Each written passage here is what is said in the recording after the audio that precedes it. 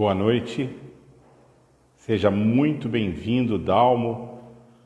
Senta aí, puxa a cadeira, né? E fica muito à vontade, meu caro. É um prazer, é um prazer muito grande ter essa noite o nosso convidado ligado ao Instituto Bacarelli, o Edilson Venturelli, e a gente está muito animado com essa live de hoje. Vamos aguardar só a chegada do Edilson e a gente começa. Convidem seus amigos.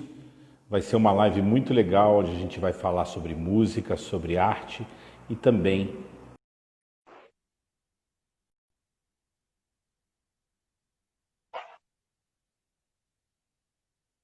boa tarde a você que já entrou e já está aí. Nós estamos só aguardando a entrada do Edilson para a gente começar a nossa live de hoje. A live de hoje vai ser uma live onde a gente vai falar sobre vários assuntos ligados à música, mas também vamos falar sobre... Peraí. Vamos lá. Pronto, agora temos o Edilson aí. Boa tarde, Edilson.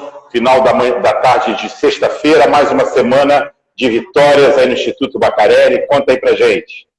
Tudo bom, amigo? Um prazer estar aqui com você, turma aqui. Gente, nós temos aqui hoje, nessa live do Coletivo das Artes, uma das figuras mais gostosas de você conviver, uma das pessoas mais profissionais que eu já conheci nos últimos tempos, e um parceiro de trabalho hoje, já que pelas mãos do Edilson eu recebi um convite para integrar a equipe de professores, de orientadores dos jovens músicos do Instituto. Evidentemente, a minha parte cabe a estar com os cantores, e esse convite foi recebido por mim com muita alegria e também com muita honra há cerca de um ano atrás. Quer dizer, um ano não, né? No ano passado, no início do ano passado. Já tem mais tempo. A gente, às vezes, fica realmente com a dificuldade de contar esse período de quarentena como um período da nossa vida, mas ele é um período das nossas vidas, tem muita coisa acontecendo nesse momento no Instituto Bacarelli, e o Edilson vai contar isso para a gente também. Mas ele também vai falar, e eu pediria a você, Edilson, que começasse falando um pouco sobre o seu início da sua vida, a sua infância, que já foi uma infância musical, né? Você vai contar para a gente. E como é que foi esse contato com a música? Quem foram as pessoas que te influenciaram no primeiro momento? Como é que foi isso? Boa noite, seja muito bem-vindo.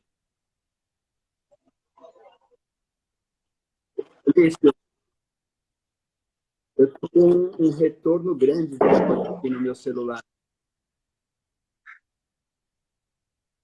Tá com dificuldade no áudio? O áudio está ruim? Eu estou com um delay. Eu estou ouvindo ao vivo e depois estou ouvindo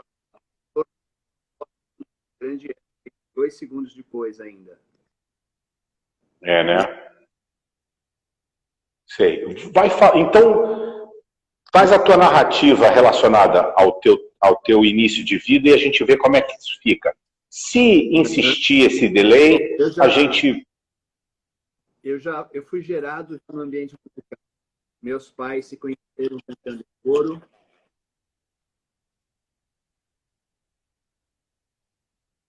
Meus pais se conheceram em coro. Eu fui gerado em um coro. Meus pais iam para os ensaios de coro. Eu estava ali sempre no carrinho de bebê, né? Sempre no colo da mãe. Aos 5 anos de idade comecei a estudar piano. Eu venho de uma família muito pobre, então eu sei os sacrifícios que foram para os meus pais mantém os meus estudos musicais e também do meu irmão tempo durante o período. Eu conto a você que teve a época do meu pai trabalhar a pé, porque não tinha grana para ônibus público, mas manteve a mim e ao meu irmão no conservatório. Naquela época não existia como o Instituto Bacarelli e dá aula de né? Estudando piano. Aos 13 anos, eu entrei comecei a cantar no Coral Bacarelli, no Coral Bacarelli. Naquela época não existia o ECA, o Estatuto da Criança e Adolescente, então dava para começar a trabalhar mais cedo, né?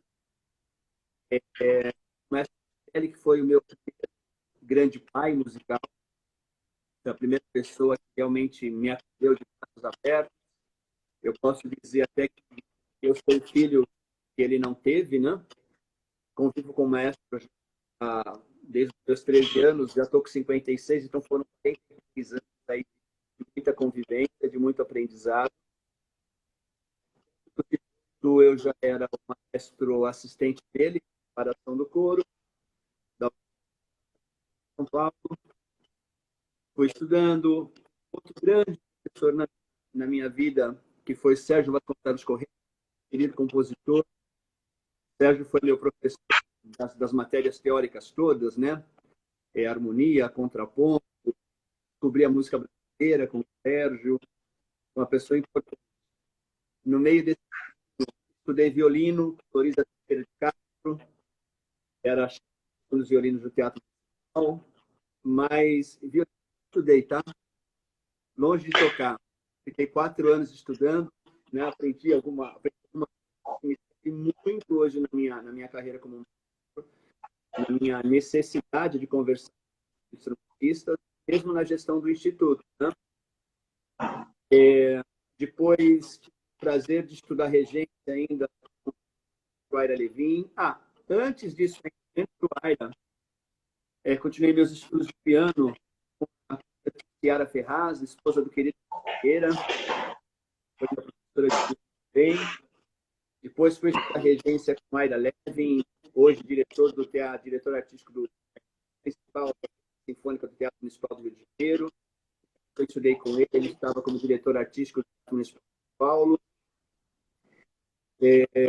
Tem regência como e desde 2010 tenho a honra de ser conduzido, de ser tutelado pela lei da regência do Brasil, pelo grande ícone da regência orquestral do Brasil, que é o querido maestro Isaac Karabichevsky. Então, dentro da música, a minha formação. Bacana, Edilson. Eu não sei se a gente está com delay, a gente pede desculpas a vocês, mas eu estou te ouvindo muito bem, Edilson, escutando bem e acompanhei a sua narrativa. Você praticamente fez uma síntese rápida das tuas atividades desde os 5 anos de idade no piano, passando pela tua relação com o Sérgio, né, de teoria musical, e com a Yara, e com o professor de violino também. Enfim, uma formação eclética, como não poderia deixar de ser para a formação de alguém que se dedica à regência orquestral, né, à regência de orquestra, e que já se dedicou também à regência de coro. Eu fico impressionado com essa tua capacidade de fazer duas coisas, né? Duas coisas tão complexas que são a regência orquestral e a direção ou a gestão de uma... Mas muito antes disso, eu quero te fazer uma pergunta relacionada ao teu encontro, que eu acho que foi um encontro que eu não gostaria de definir. Eu acho que você pode definir melhor do que eu esse encontro com essa figura que hoje é o nome do Instituto, né? Silvio Bacarelli. Muitos que estão aqui presentes assistindo a nossa live talvez não saibam quem foi Silvio Bacarelli. E eu acho que é a oportunidade que, melhor do que você, ninguém pode falar do Silvio. Então, eu gostaria de deixar você à vontade para falar como é que foi esse encontro de almas. O maestro Silvio Bacarelli faleceu ano passado com a gente. Deixou do campo físico, mas hoje cuida da gente no céu, um dos anjos, é mais um anjo no céu a cuidar dele. Como eu falei, eu entrei ele aos 6 anos de idade, os meus pais eram do coro, tenores, né? Dentro da subdivisão, um bom segundo tenor, nunca tive grandes amigos. Na realidade, eu adoraria ser barítono, mas faltavam tenores, né? Como até hoje, né? Então, o maestro falava, não, fica no segundo tenor, aguenta, mas eu não tenho lá, nota lá, nota... Não tenho lá, si natural, eu não no tenor, mas fica no tenor. Mas eu sempre amei o naipe dos barítonos. Talvez por isso, hoje, eu adoro isso do violoncelo, na orquestra, o som da trompa, né? Então, Clave de Fá, clave de Fá. eu não consegui aí da parte musical. Eu, aos 13 anos, ingressei no coral. Aos 15, comecei a trabalhar na empresa do mestre. Eu precisava de dinheiro. Venho de uma família muito pobre. E, com muita honra, a primeira carreira que eu tive foi de montador de orquestra. Eu era o cara que colocava a cadeira para os músicos tocarem. Né? Logo em seguida, consegui uma promoção, virei arquiteto. Era mais legal, já mexi com as partituras. E nesse meio tempo, eu fui sempre, era ele quem me ensinava da regência coral, como uma...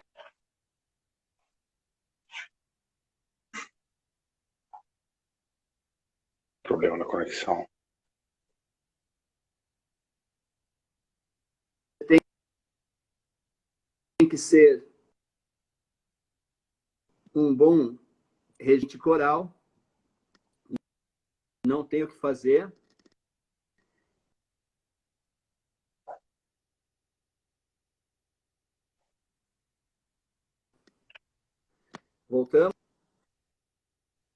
Voltamos, Lício. Acho que deu um... Estamos com problema de conexão e nós vamos fazer o seguinte. Nós vamos desabilitar... Alô? Vamos desabilitar os comentários na página, tá?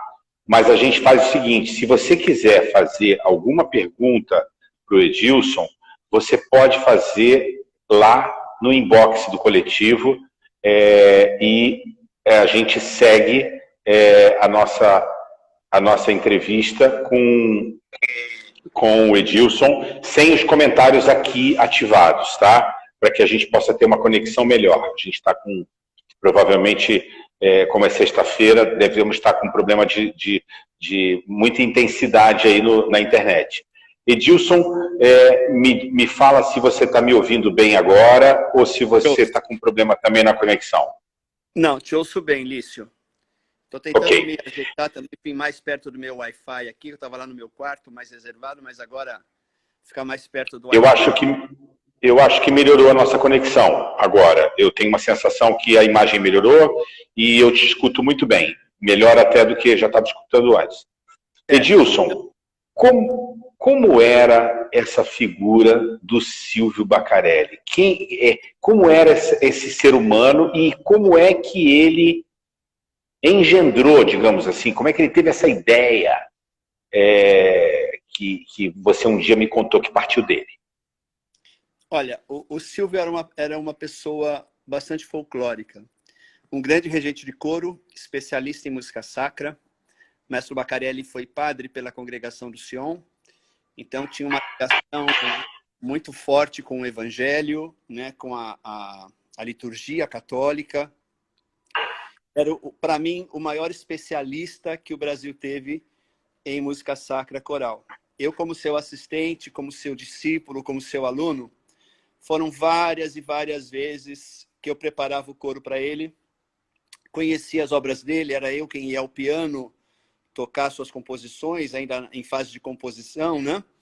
Trocávamos ideia, dava sugestão, então eu sabia exatamente o que o maestro pensava, exatamente o que o maestro queria, qual era a intenção dele com as obras. várias vezes. Eu chegava e falava, bom, dessa vez deixei o coro como ele gosta. Ele subia no palco para ensaiar, fechava os olhos, respirava, abaixava as mãos e o som do coro mudava. Vinha uma música que eu nunca consegui fazer. Vinha um som daquele coro que eu nunca consegui tirar, né? Naquela época, eu não conseguia entender que cada maestro tem seu som, né? Assim, cada coro tem a sua personalidade, cada maestro tem sua personalidade. Mas o Silvio era muito gozado. Ele, por exemplo, ele era muito bravo, muito enérgico. Música para ele era algo sagrado. Ele não brincava com música, né? Então era normal ele ficar muito bravo nos ensaios de coro. E era uma lenda já no Coral Bacarelli, porque o que acontecia? O Silvio estava passando os contraltos. Era um coral amador, muita gente que não sabia ler música naquela época, né? Começava a dar problemas com os contraltos, ele ficava bravo. Para não ser deselegante com as mulheres, ele virava para um dos tenores, que era o Artuso, e falava, Artuso, seu burro! E o Artuso ficava quieto. Até um dia que o Artuso falou, mas Silvio, eu não estou nem cantando. Mas você é um burro. Quero para não dar bronca nas mulheres. Então, o maestro era, ao mesmo tempo que um pai, uma pessoa amorosa, no fazer musical, uma pessoa extremamente enérgica. E essa seriedade com a qual ele via a música, eu aprendi muito com ele. Ele deixou muitos ensinamentos. Por exemplo, ele era padre de batina, né? E eles, na época do antigo Coral Bacarelli, que se chamava ainda Coral Clássico e Folclórico de São Paulo, eles tinham um programa semanal na extinta TV Tupi. E os antigos, tira o volume, e os antigos contam que o maestro, uma vez de batina, como padre, foi na TV Tupi reger Macumba do Villa-Lobos, né? E deixou um grande ensinamento. O pessoal falou, maestro, mas o senhor vai reger uma letra com essa música, Macumba? Ele falou, estou fazendo música, não estou professando fé. E isso foi um grande aprendizado para nós desde o início. Ele tinha uma ligação forte com Heliópolis por ter sido padre justamente no Ipiranga, pela congregação do Sion, né? Ele conhecia a região, né, então? Conhecia a região de Heliópolis. Inclusive, o que fez o Silvio deixar o sacerdócio foi a opção que a igreja fez pela extinção da música sacra na liturgia. E começaram cânticos mais simples, isso o desgostou, ele saiu da igreja. Em 1996, o Silvio houve um incêndio na comunidade de Heliópolis. O maestro assistiu pela televisão. Como todo incêndio, aquelas cenas chocantes, pessoas se jogando de janela. E ele resolveu fazer alguma coisa para ajudar aquela comunidade. Mais um ensinamento que ele deixou para todos nós, né? Qual é o ensinamento? Ele ficou indignado ao ver o incêndio. Assim como eu fico, assim como você fica, eu tenho certeza que as pessoas que nos ouvem ficam indignadas, ficam mexidas quando passam na rua e vem uma pessoa dormindo embaixo de uma ponte, deitada no chão, ou uma pessoa puxando uma carroça no meio da rua. Mas, normalmente, a gente para na fase da indignação. A gente se sente muito pequeno para fazer qualquer coisa que possa mudar essa realidade. Graças a Deus, e talvez movido por Deus, o maestro passou da fase da indignação e foi para a fase da ação. Resolveu fazer alguma coisa. Vindo do Ipiranga e subindo a Estrada das Lágrimas, a primeira escola pública que ele encontrou, ele parou para conversar. Como chama essa escola? Luiz Gonzaga do Nascimento Júnior. Gonzaguinha, querido cantor da música popular brasileira. Né? Olhem as coincidências, se é que coincidências existem. Bateu na porta da escola, pediu para falar com a diretora, falou, olha, eu quero ensinar música para essa molecada. A diretora achou assim, que ele não estava muito bem dos pensamentos, né? Porque querer ensinar música clássica para criança de favela. Ela falou, eu vou ver. Ele falou, então me seleciona umas 30 crianças. Vou ver. Passado 2 meses, nada da diretora ligar para ele. Ele, de novo, foi até a escola, voltou a procurar a diretora, a coordenadora pedagógica, e aí resolveram selecionar 36 alunos para que ele ensinasse música. A coordenadora pedagógica, ela contava na época, depois, claro, né? Que eles pegaram 2 alunos de cada classe, né? Mas pegaram alunos bem escolhidos, assim, né? Alunos problemáticos. E o Silvio começou a ensinar música. Eu me juntei, isso foi em 96, eu me juntei a esse projeto em 1998. Comecei a trabalhar com ele nesse projeto. Então, a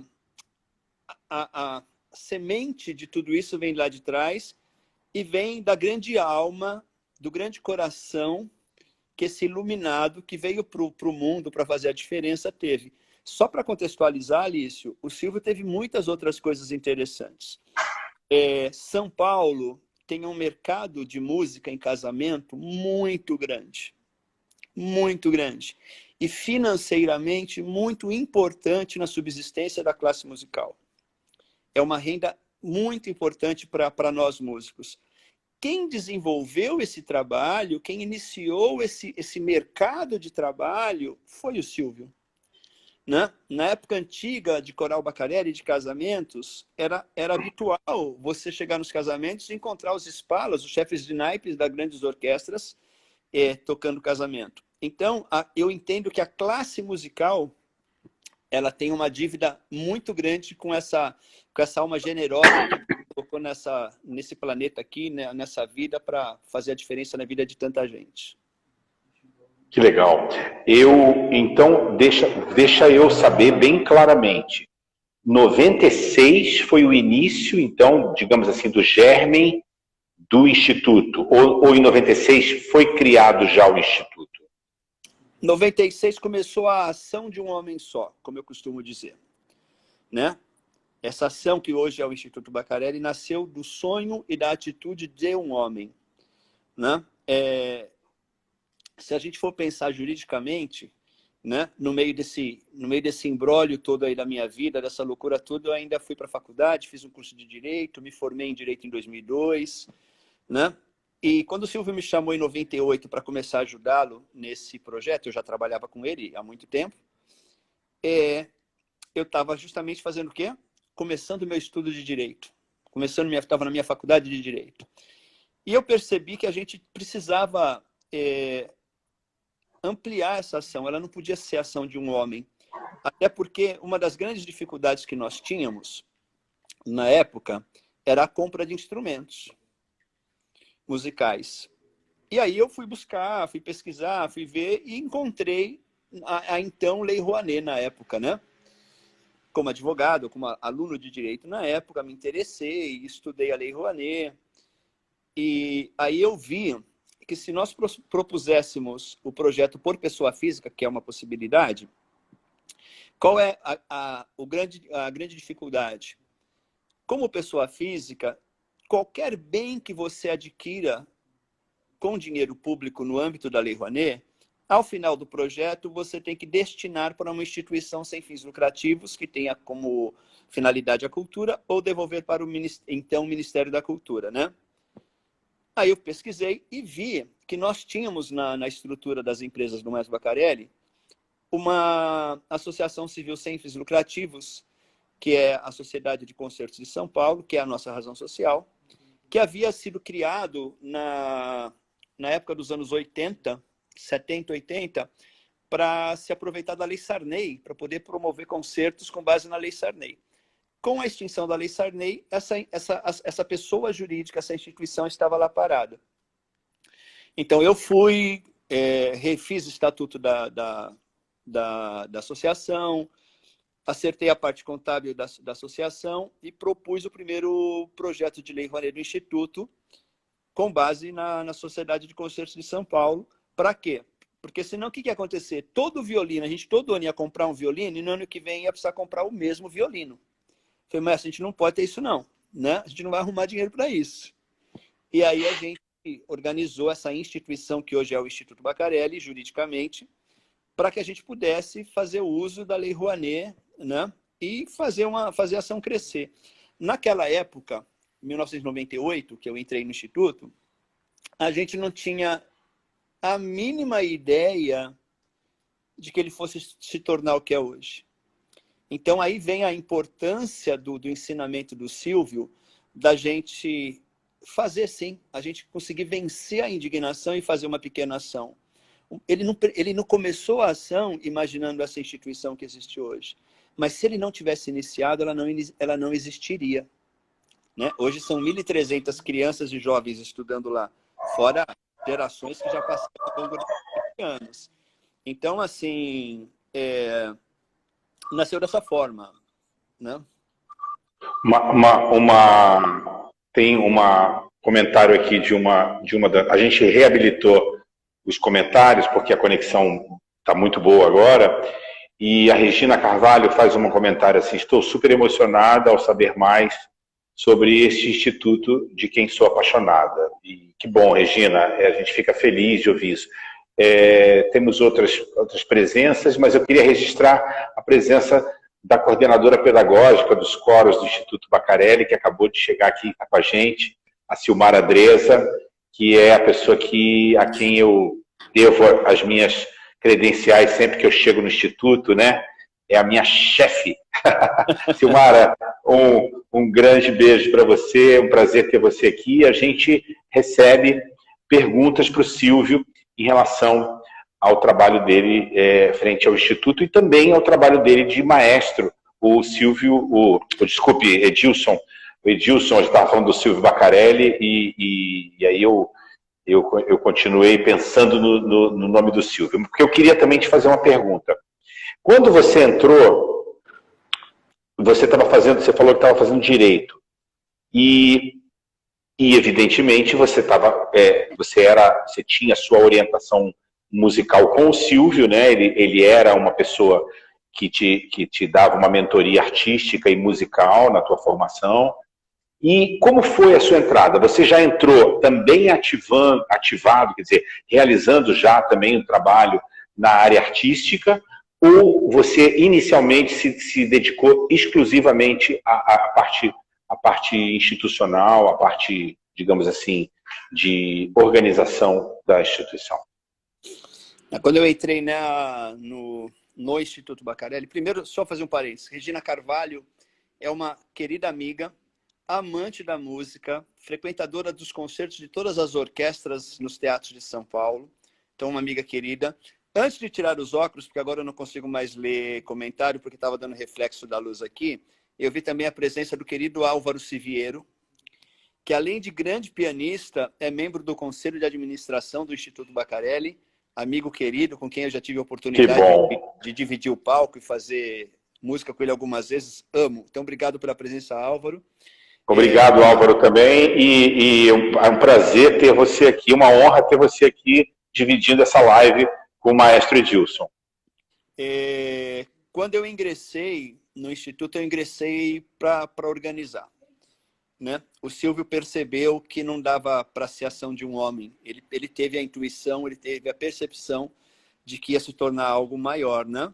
Então, ele me pediu, na época, o projeto já estava com 2 anos de existência, eu já trabalhava com o Silvio, acompanhava ao lado, né, mas não agia no projeto. E aí ele me convidou para entrar e eu entrei realmente na parte da organização. Eu não tinha nenhuma interferência musical direta. Mas isso aí foi vindo com o tempo, né? A gente não consegue largar a música, né, Alice? A gente é apaixonado pelo que a gente faz e como é que foi, então, a partir do momento em que você começou a ter que administrar essa administração, né? Ou seja, brincadeira da palavra, né?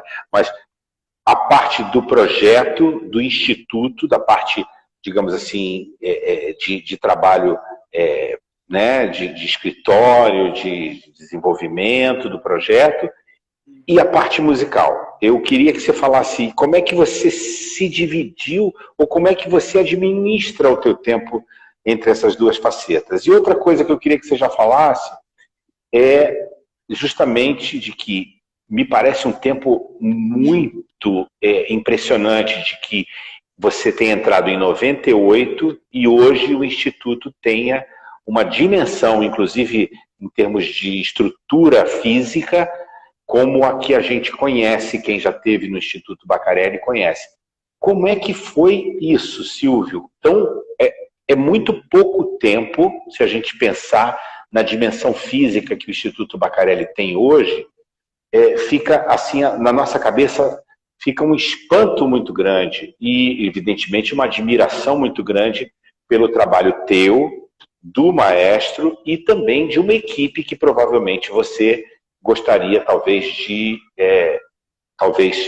falar alguma coisa sobre isso. É impressionante. Começando a sua pergunta, como é que eu me divido? Não sei. Uma vez, um grande amigo, um percussionista, foi nosso professor, inclusive me fez uma pergunta. Falou, Edilson, como é que vocês, pianistas, fazem para ler e tocar ao mesmo tempo em clave de sol e clave de fá? Eu olhei para ele e falei, não faço a mínima ideia. Eu sei que eu faço.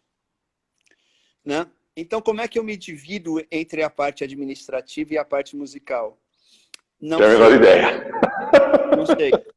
As duas são importantíssimas, eu gosto das duas, não abdicaria de nenhuma em virtude da outra, né? Mas, assim, o Instituto hoje tem uma equipe pequena, mas muito capaz e muito apaixonada. E a gente tem uma gestão muito compartilhada. Eu sou só uma pecinha da equipe. Assim como quando estou regendo, quando estou à frente de uma orquestra, eu sou só uma pecinha. E como líder, qual é a minha principal função? Motivar as pessoas que estão ao lado a fazer o seu melhor. Né? Essa é a minha função como administrador e a minha função como maestro. Motivar meu time, motivar as pessoas que trabalham com a gente para conduzirem. Lício, a gente vai crescendo e vai aprendendo um montão de coisa, né? Eu lembro muito bem, teve uma vez, eu achava que eu era muito importante na vida do Instituto, né? Então eu acordei com a coluna travada e eu falei para minha esposa, me leva direto para o Beneficência Portuguesa, que é o hospital que eu cuido. Ele falou, meu médico não vai estar lá, mas eu já passo pelo pronto-socorro. À tarde, a gente tinha a visita da Mary Alsop no Instituto. No outro dia de manhã, a gente tinha um concerto para a Petrobras com uma das orquestras que eu ia reger. Eu estava com muita dor, o médico me prescreveu uma medicação. No meio da medicação, eu comecei a passar mal, a enfermeira percebeu, olhou para mim e falei, não, está tudo ótimo. Saí da medicação, minha esposa olhou para mim, falou, você está bem? Eu falei, estou ótimo. Eu precisava voltar, né? Eu era insubstituível, eu tinha que estar lá, eu tinha que estar no Instituto. Quando a gente estava no estacionamento da Beneficência Portuguesa esperando meu carro chegar, eu apaguei. A hora que eu acordei, eu já estava na sala de recuperação, sem roupa, todo monitorado. Resumo da ópera, fiquei 10 dias numa UTI cardiológica da Beneficência Portuguesa. A Mary Alsop fez sua visita. O concerto da Petrobras aconteceu. E o Instituto está vivo até hoje. Por quê? Porque tem um time maravilhoso trabalhando lá, de pessoas, de excelentes profissionais e apaixonados. Então, quando você trabalha numa instituição que tem um time desse, e quando você faz aquilo que você ama, quando você faz aquilo para o qual você se sente vocacionado, tudo é fácil, né? De vez em quando tem gente que olha para mim e fala, você está com uma carinha de cansado. A minha resposta está sempre pronta. Eu olho e falo, mas eu estou tão feliz. Que ótimo, aprender essa, tá vendo? Cara, olha, eu aprendo, Edilson, eu vou falar para você, eu já falei isso aqui, algumas pessoas talvez não estivessem com a gente aqui ainda no bate-papo na hora que eu falei. Eu, desde março de 2019, eu tenho o prazer de estar de 15 em 15 dias lá no Instituto Bacarelli, com uma garotada maravilhosa, com uma turma de jovens cantores e também cruzando nos corredores com alguns professores, com o Edilson, cruzando rapidamente, às vezes a gente nem se vê, porque ele também tem as atividades dele com a orquestra e com os diferentes grupos orquestrais. A professora Silmara, que é a nossa coordenadora, também atividades de coro, atividades de coordenação, atividades de reunião pedagógica. Mas eu tenho aprendido muito com você e com a sua equipe. Uma das coisas que eu aprendi, Edilson, e que é uma coisa muito bacana, é o ambiente do Instituto, que não é um ambiente onde existe uma divisão muito clara entre os alunos, os professores e o corpo administrativo. A sensação que a gente tem convivendo lá dentro, vivendo lá dentro, é que todos se sentem parte de um todo. São partes diferentes, evidentemente, cada um com o seu papel, cumprindo o seu papel, mas não existe uma divisão, não existe um sectarismo interno. E isso é uma coisa linda, porque a gente vê a gente sente no ar a vibração de todos em prol de um único objetivo, que é o objetivo de fazer música com excelência e, através desse processo de fazer música, oferecer ou viabilizar uma formação moral, educacional e artística e musical para esses jovens. Eu queria que você falasse um pouco sobre isso. Como é pedagogicamente que vocês desenvolveram esse projeto?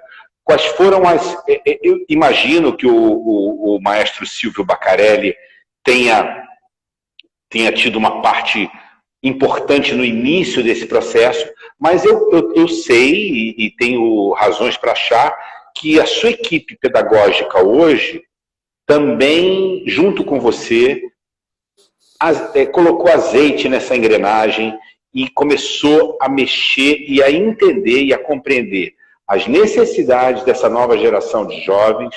Como é que é isso? Como é que funciona? Como é que você faz esse organismo vivo funcionar em prol dessa formação desses jovens? E fala dos jovens também, porque muita gente não sabe a realidade de Heliópolis dentro do entorno ali, daquela região do Ipiranga, Sacomã, e Heliópolis, etc. Olha, a primeira coisa, Lício, a gente sempre teve uma preocupação desde o início em, justamente por ser uma ação social, ser um projeto social, de oferecer bons exemplos para a garotada. Então, desde o início, a gente buscou excelentes profissionais, mas que fossem, acima de tudo, excelentes pessoas, grandes seres humanos. Pessoas que as crianças pudessem se espelhar e se planejar para o futuro. Uma outra coisa muito forte lá dentro é que nós todos sabemos claramente que os nossos chefes são os alunos. Nós estamos lá por eles e não eles por nós. Então, a gente não deixa de forma alguma, a gente faz exercícios constantes e diários em não permitir que as nossas vontades prevaleçam, mas sempre de estar à disposição deles. Por exemplo, amanhã cedo, eu e os coordenadores pedagógicos, mais a coordenadora de eventos, a coordenadora de comunicação, temos reunião com 3 times de alunos. Para quê? Para prestar contas a eles de tudo que tem acontecido no Instituto durante esse tempo de pandemia. Eles vão tomar ciência amanhã, inclusive da parte financeira do Instituto. Vão saber quanto tem de dinheiro, até quando dá, quais são os desafios, como se gasta, porque eles são a razão da existência do Instituto. O Instituto nasceu para eles e não o inverso. Então, essa eu acho que é a primeira grande diferença que tem na nossa forma de gestão. A segunda é ter excelentes pessoas, né? Excelentes homens, excelentes mulheres, excelentes homens no sentido de ser humano, não de gênero, né? E é fantástico quando você percebe que, através do seu trabalho, você pode estar mudando a vida de pessoas. Tem muita gente que vai passar por essa vida sem deixar uma marquinha.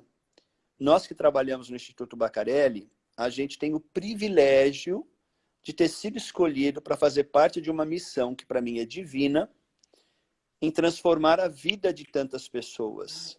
Então, a gente tem que se colocar à disposição de tudo isso que está acontecendo, claro, com responsabilidades, com hierarquias, né? Cada um tem sua função, mas assim, você receber feedback dos pais, como a gente recebe, e desde o sempre, né? A gente tem histórias de transformações sociais que aconteceram dentro do Instituto desde o início. Como é que funciona? Você sabe disso, né? Mas a gente tem dentro do Instituto vários alunos fundadores, alunos da primeira turma, que hoje estão lá na condição de professores. O meu coordenador de palco é aluno fundador. A minha coordenadora de acervo musical, que hoje é mestranda em biblioteconomia pela Universidade de São Paulo, é aluna fundadora do Instituto. Então, e que moram em Heliópolis até hoje. Essas pessoas fazem o Instituto.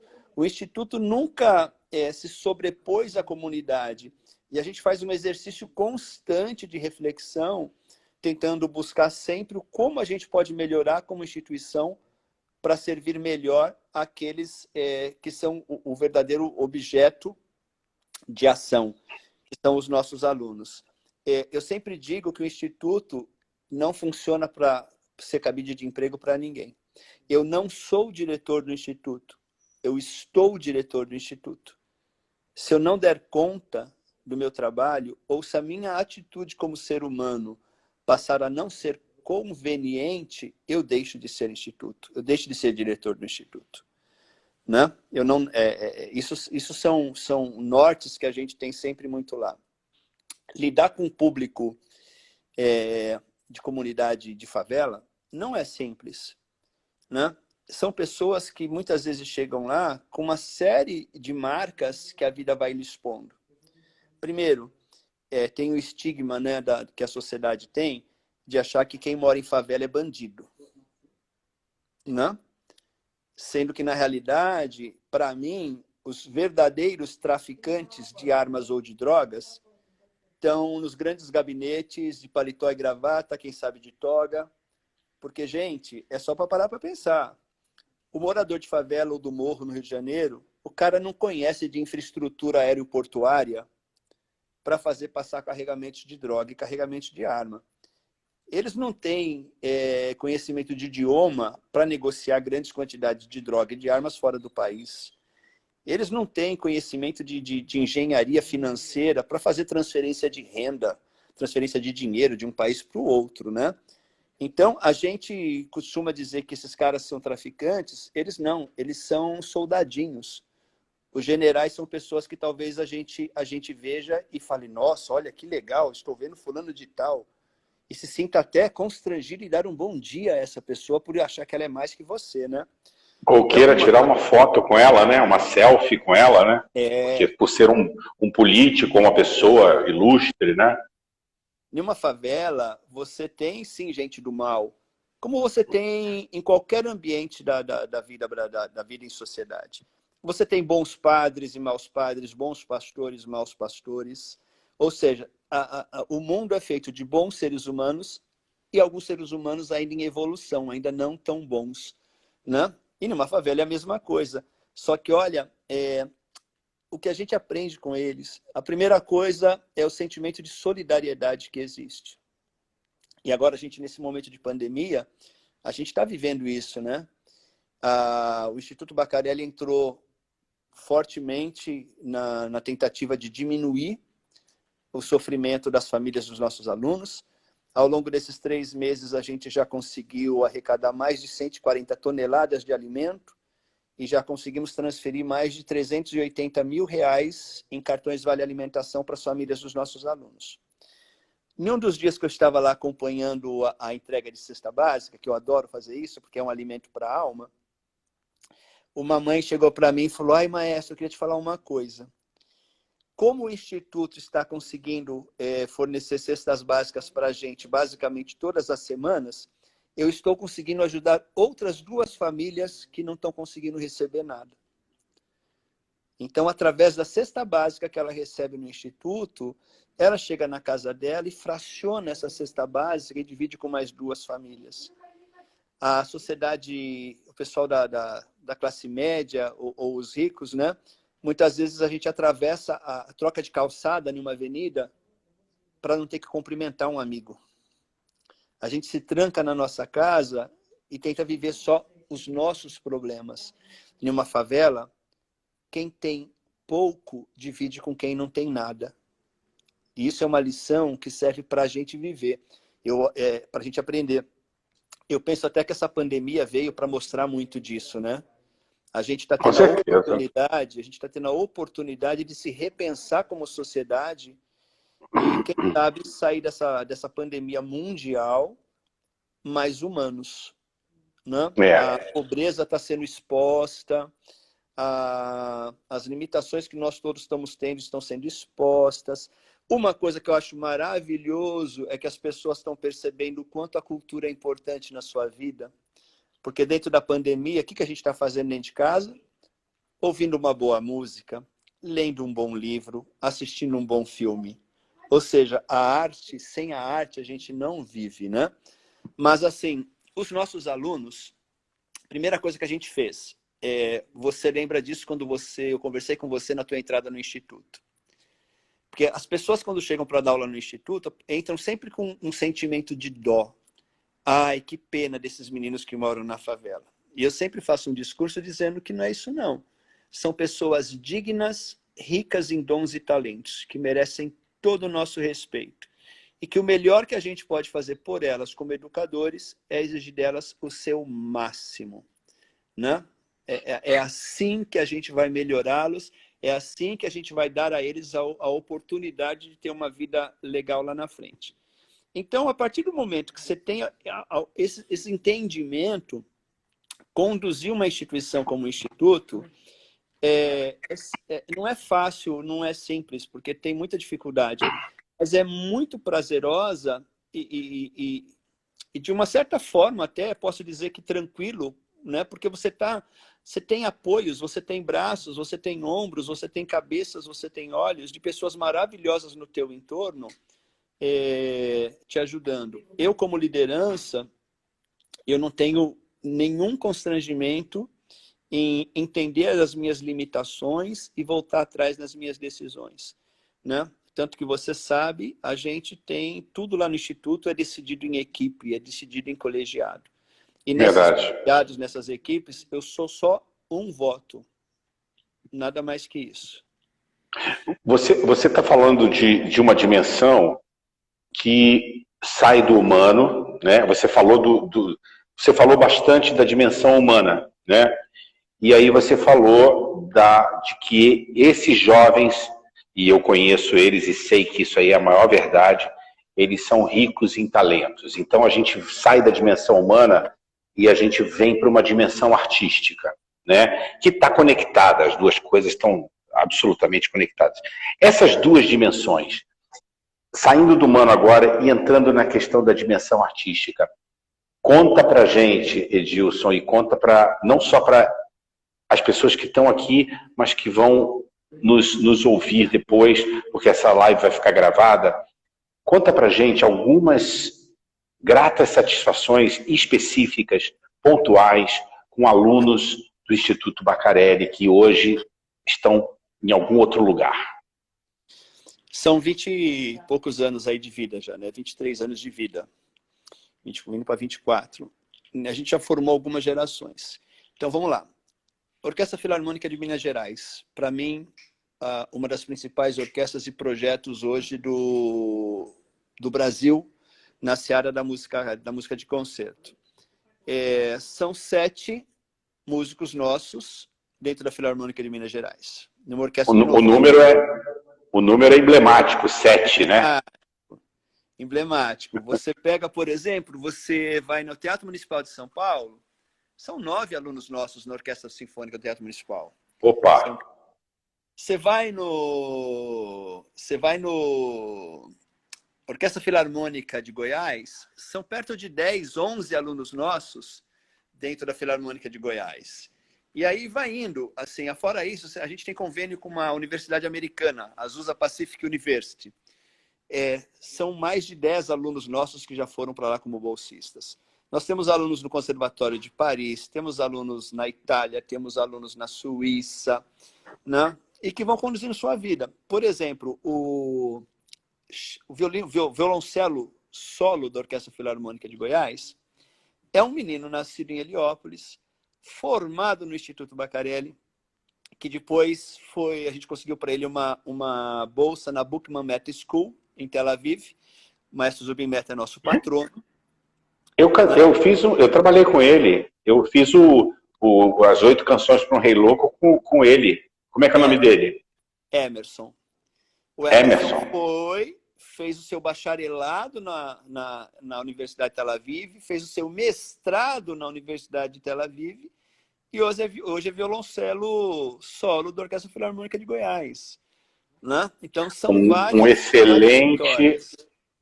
excelente músico e eu diria que um grande ser humano, uma pessoa de um trato, sabe, assim, doce, uma pessoa muito, muito, muito especial. Eu lembro dele, assim, claramente no ensemble que a gente fez lá das 8 canções para o Rei Louco com a orquestra lá. Que bacana isso, que legal. É uma geração toda formada no Instituto, né? E a gente está agora em vias de começar a formar uma geração de cantores, né? Você está lá para isso, essa é a tua missão. A gente não tem ainda resultados expressivos na profissionalização de cantores, porque nessa seara a gente começou a investir faz pouco tempo.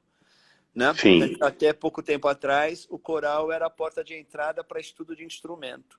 A gente demorou muito, até um erro que a gente cometeu estrategicamente, em investir na carreira, mostrar para os meninos que eles poderiam também se profissionalizar como cantores. Com certeza. Mas a gente Com tem certeza. lá hoje sendo formado por você, que teve a Érica como primeira professora deles, e que daqui a pouco vão estar também aí levando a gente para frente. Mas na área Se Deus quiser. Na área do canto, a gente tem um coro que eu sou para lá de apaixonado por ele, que é o nosso coral avançado. A gente chama de coral avançado, né? Uma denominação. Esses meninos cantam e interpretam de uma forma maravilhosa. Os nossos coros infantis já foram por algumas vezes convidados a participar de montagens de ópera no Teatro Municipal de São Paulo. Todas as vezes que nós fomos convidados e participamos, o coro ganhou um papel maior do que estava previsto no início. Porque a hora que chegava lá, o diretor cênico da ópera percebia que os meninos sabem fazer cena. Porque todos os nossos corais são cênicos, desde os pitoquinhos, desde os corais com alunos de 6 anos de idade, todos fazem cena. Por que fazem cena? Porque através da cena a gente desenvolve outras áreas do conhecimento e ativa outras conexões cerebrais. A gente faz com que a criança descubra seu corpo, descubra noções de espacialidade, né, profundidade, lateralidade. Então tem todo um embasamento técnico também, não é só porque a cena faz ficar bonitinho. Né? Mas com Claro. isso, a gente está formando uma geração de artistas dentro do Instituto Bacarelli que sabem tocar um instrumento, sabem cantar e sabem encenar. Né? Então a gente está dando a eles, oferecendo a eles as ferramentas necessárias para que eles possam se profissionalizar e seguir no ramo da música. Mas assim como a gente tem orgulho daqueles que se tornaram bons músicos, a gente tem um orgulho imenso de um outro tanto deles que não são músicos hoje, mas que estão muito bem na vida. 2 anos atrás, a gente fez um concerto de festejos, né, na Sala São Paulo, de comemoração de aniversário, e eu achei muito legal. Um menino que há muito tempo eu não via, ele foi o nosso primeiro Spala, da primeira orquestra nossa de cordas, quando o projeto começou. Ele era o Spala, ou seja, o violino, o aluno mais talentoso da época, né? Em algum momento do processo ele saiu. Aí quando a gente se encontrou, a gente foi conversar lá no saguão da Sala São Paulo, eu perguntei, e aí, como é que tá a tua vida? Ele falou, maestro, graças à música, hoje eu sou o chefe de compras do metrô de São Paulo. cara, é uma vitória tão grande para nós quanto alguém que esteja tocando em uma orquestra internacional. Com certeza, com certeza. A missão do Instituto é formar grandes seres humanos. A música é a ferramenta.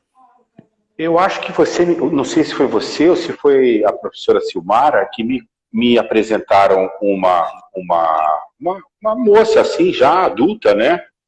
E ela estava retornando do exterior, onde ela tinha ido fazer mestrado, acho que na área de medicina ou de reabilitação. E ela, né, a gente conversou um pouco e ela falou, não, comecei aqui, tocando violino, tocando um instrumento, e falou. E hoje tenho minha família, sou casada, fui para o exterior, fiz meu curso de pós-graduação lá. Isso é maravilhoso, e essa dimensão, quando a gente está em contato com o Instituto, é óbvio que a gente percebe claramente. Mas muita gente não sabe, né? Muita gente não sabe a dimensão da intervenção do trabalho de uma orquestra social, né? de um projeto social, de um coro social, ou seja, de um grupo voltado para essa relação da música, que não é só uma relação o fazer musical não cumpre somente a função de educação musical, mas de uma formação moral e até mesmo, diria, filosófica, né? Então, eu queria te fazer uma pergunta que você vai me responder com muita facilidade. Inicialmente, a gente sabe, o maestro Silvio e você estavam à frente desse projeto. Num determinado momento, que você percebeu que você precisava dar uma dimensão também nessa esfera artística.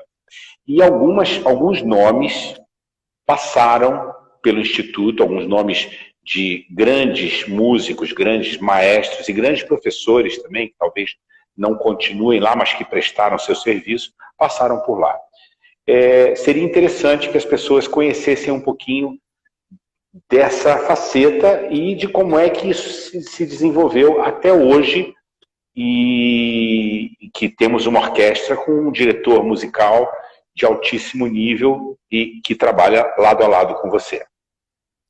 Lício, a gente sempre procurou, como eu disse lá atrás, oferecer o que tem de melhor para as crianças. Inclusive, financeiramente, o Instituto não é... O Instituto é uma organização privada. A gente tem sempre o desafio de buscar recursos para manter as nossas atividades. Edilson, Oi. Olha só, nós estamos completando 1 hora e a gente tem muitos assuntos para tratar. Temos o assunto da pandemia também, como é que vocês estão enfrentando tudo. Vamos fazer o seguinte, a gente vai encerrar essa parte agora e o Edilson vai retomar essa resposta a respeito dos artistas convidados e do Instituto na segunda parte do nosso vídeo. Continuem com a gente e continuem com Edilson Venturelli falando sobre o seu trabalho frente ao Instituto Baccarelli. Até já, a gente volta em 3 minutos. Mas aqui, o que eu vejo aqui não é isso.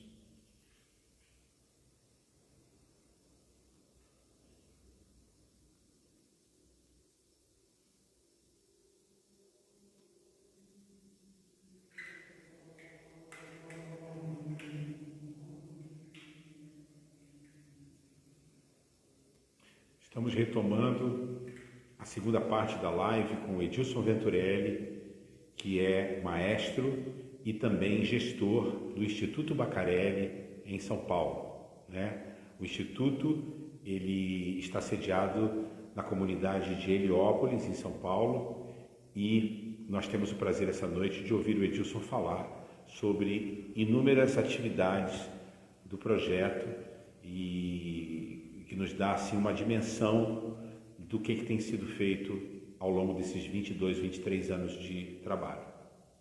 Vamos aguardar um pouquinho, o Edilson está chegando. Todas as sextas-feiras, às 17 horas, nós estamos em live pelo Coletivo das Artes e estamos sempre especial. O convidado desse final de tarde, início de noite, né, já é noite, né, boa noite a todos, é justamente Edilson Venturelli. Edilson estava falando justamente dessa dimensão humana do Instituto e eu justamente perguntei a ele como seria essa relação do humano com o artístico.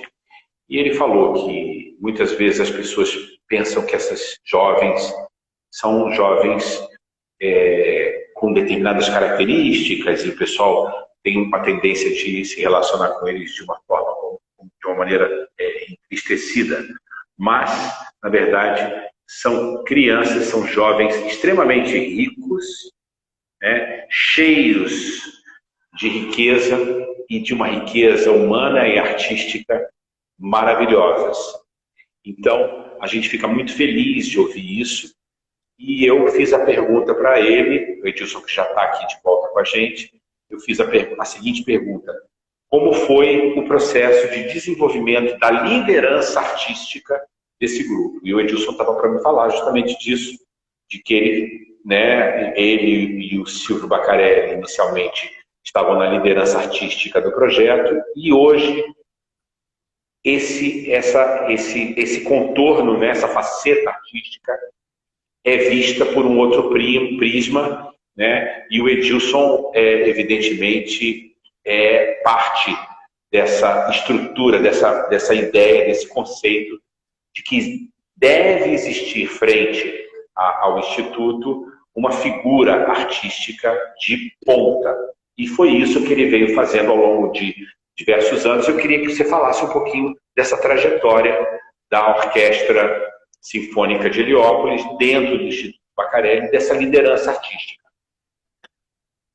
A orquestra nasceu como uma orquestra de cordas. Em um determinado momento, a gente precisou voltar. Voltamos aqui para o ukulele, senhor. Eu estou de novo ouvindo tudo de volta, né? Talvez seja a tua posição aí, né? Então, eu estou no mesmo lugar, eu só mudei da posição do sofá. Até para pegar uma tomada aqui para carregar o celular. Vamos ver se vai melhorando, né, com o passar do tempo. Na realidade, assim, a nossa orquestra sinfônica hoje nasceu como uma orquestra de cordas.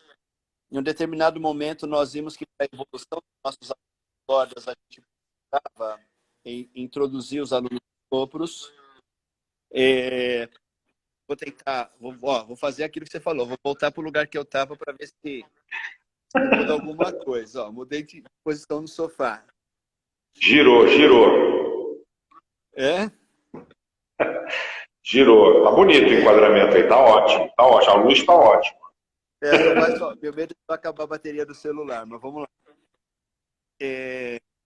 Bota na carga. Dá uma carga nele. Continuo com o delay. Então eu vou colocar meu celular e aproveitar para que a gente possa conversar.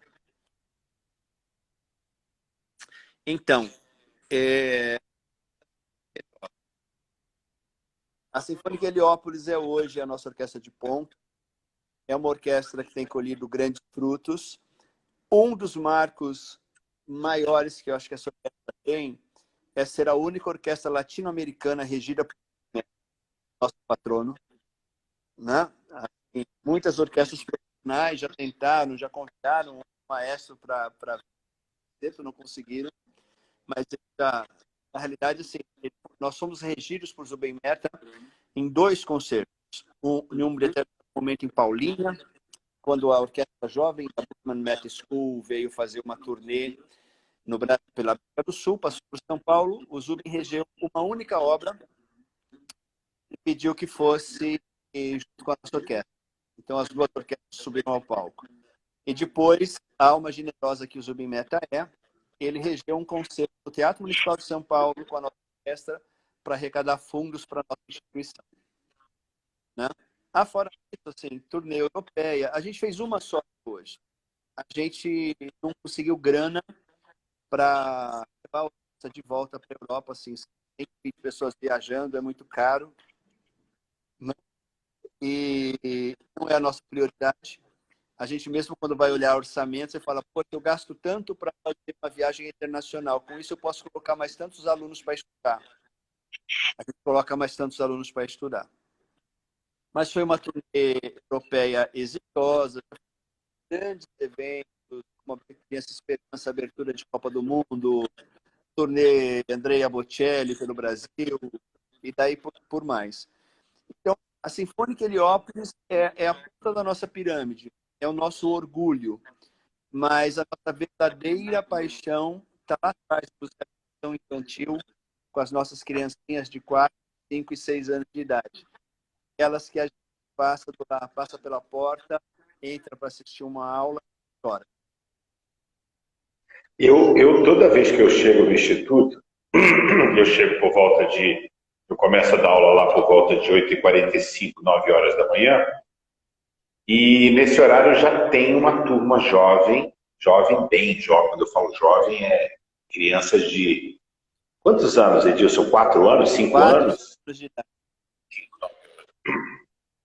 Vocês começam a aceitar crianças a partir de que idade? 4 anos. 4 anos. Então, é essa faixa, né? E aí, eu que sou pai do Benjamin, que está com 7, que chegou com 2 anos e meio, 2 anos e 2 meses, né? Pra gente, né?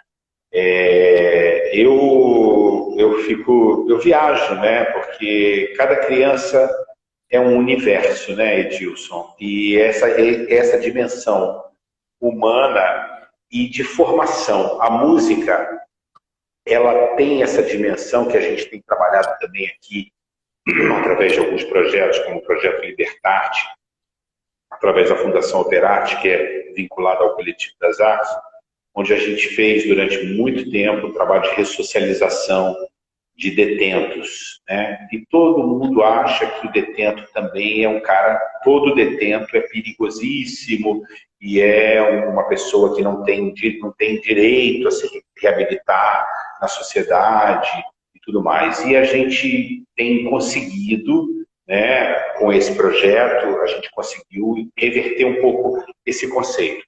Mas o mais interessante é a gente ver a música, e não só a música, como a pintura, o teatro, né, sendo utilizados como ferramentas para a integração e a formação, né, e a percepção de cada indivíduo do verdadeiro potencial e da verdadeira riqueza que ele tem dentro dele. Ver aquelas crianças ali é um bálsamo para a gente, Edilson. Quantos grupos de crianças você tem hoje no Instituto Bacaré? Olha, então nós temos 16 de educação infantil. Dentre eles, algumas crianças que a gente chama de crianças com militar e daí, né? E são maravilhosas. Nós temos corais, assim, a estrutura lá, como é que funciona? A criança entra com 4 anos de idade, 4, 5, 6 anos de idade, musicalização infantil. A partir dos 7 anos de idade, ela vai para os corais. A partir daí, passa a ter a possibilidade de estudar um instrumento nas nossas turmas coletivas. Só um adendo, Lício. Na parte de ensino coletivo, metodologia Suzuki. E todo ano o Instituto investe muito na capacitação dos nossos professores. Então, a gente sempre traz pedagogos da metodologia Suzuki internacionais para ministrarem cursos dentro da nossa estrutura para os nossos professores. O Instituto Bacarelli é hoje referencial em Suzuki para ensino com a metodologia que foi desenvolvida para que se tivesse aulas individuais junto com a família, né? É um tripé, professor, pai e aluno. No Instituto a gente aplica com alunos de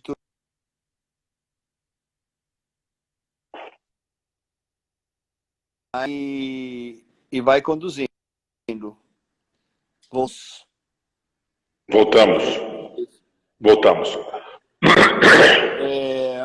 A partir depois, dentro dessa estrutura do ensino coletivo, depois do coletivo ele vai para as aulas individuais.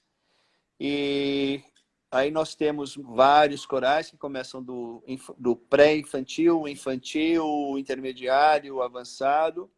Nas orquestras nós temos 4 orquestras dentro da instituição. Então eu costumo dar muita risada nesse aspecto, porque a gente ainda tem capitais desse país que não tem uma orquestra. A favela de Heliópolis tem 4, né? Nossa. Então, assim, ela pode ser ainda financeiramente uma comunidade pobre, mas culturalmente ela é riquíssima. Isso graças ao trabalho do Instituto Baccarelli, graças ao nosso mentor, nosso fundador, que deu todos os primeiros passos e um bom andar da caminhada, que é o mestre Silvio Baccarelli.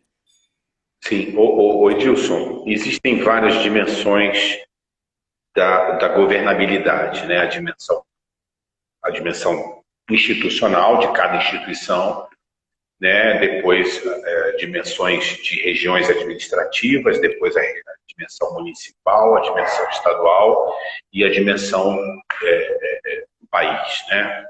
A dimensão federal. Eu olho para um projeto como o projeto de Heliópolis, o projeto do Instituto Baccarelli, e fico me perguntando como daí é uma pergunta que você vai me responder se isso já aconteceu ou não. Como é possível que um projeto que alcançou um sucesso, um êxito tão grande, ele não seja procurado por instâncias de governabilidade nas diferentes esferas para que ele possa ser, de alguma maneira, replicado ou uma transferência de know-how para que ele exista Brasil afora. Então, assim, a pergunta que eu te faço, e você alguém já deve ter te perguntado isso, mas eu te pergunto isso com uma curiosidade e com um desejo imenso de entender a cabeça dessas diferentes instâncias do poder, desses prefeitos, governadores, secretários de cultura em diferentes esferas. Ninguém nunca te procurou nesse sentido, e se procurou, de fato, essa pessoa foi às vias de fato, ou seja, se prontificou a arregaçar as mangas junto com você, porque você é um cara que você está lá na esfera da gerência ou da gerência da instituição, de uma maneira geral, mas você também vai lá para a porta do Instituto no momento da pandemia e você vai distribuir cesta básica ou você vai descarregar um caminhão que está chegando com mantimento para essa cesta básica. Você é pau para toda obra.